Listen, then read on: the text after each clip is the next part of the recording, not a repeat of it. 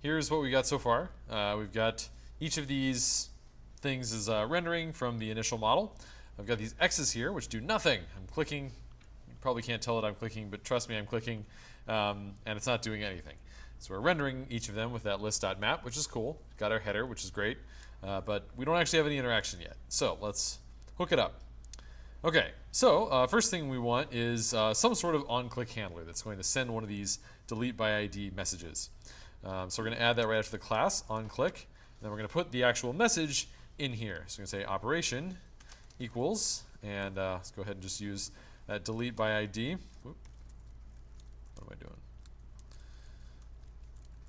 Okay, and then for data, we're going to say we want the particular ID of the exact result that we're looking at right now. So that's just going to be result.id. Okay, save that.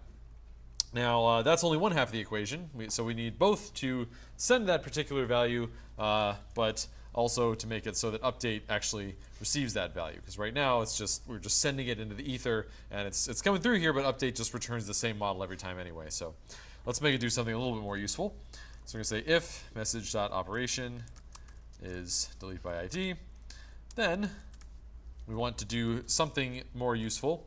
Else, we're going to just leave the model alone. Okay, so specifically what we want to do is return a new model without the given ID present anymore. So how are we going to do that?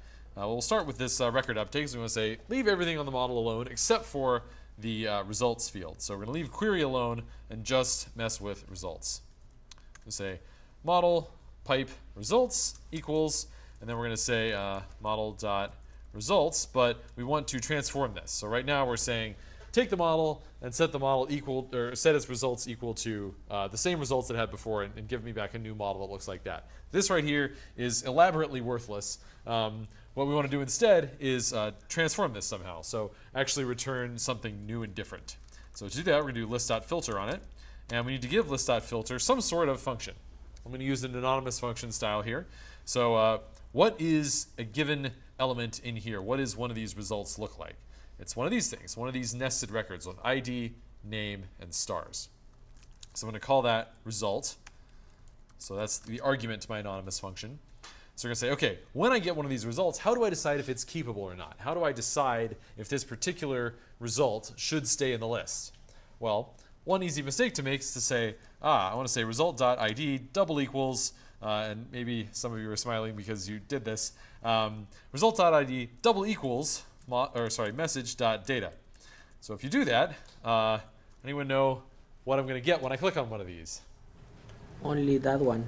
Yeah, Only it one. will delete everything else. It will only keep that one. Not quite what we want. Small bug. So Elm's compiler is pretty awesome, but it cannot save you from that error. Business logic errors are always fair game.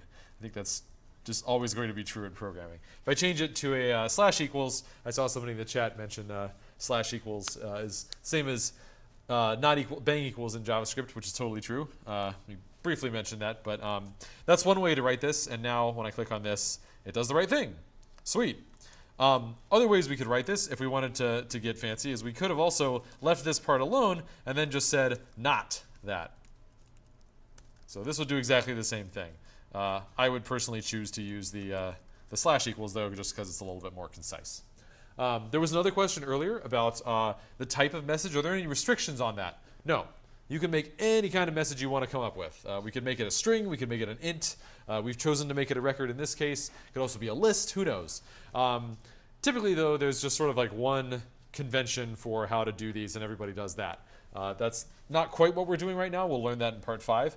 But basically, if you want to, you can use pretty much whatever you want for your messages. One guiding principle, though, is that it's recommended that you do not put functions in your message, like unevaluated functions, and also that you don't put unevaluated functions in your model. It'll let you, like it'll compile, it'll work, but architecturally speaking, usually that's not something you want to be doing. So that's just like it's just sort of a rule of thumb.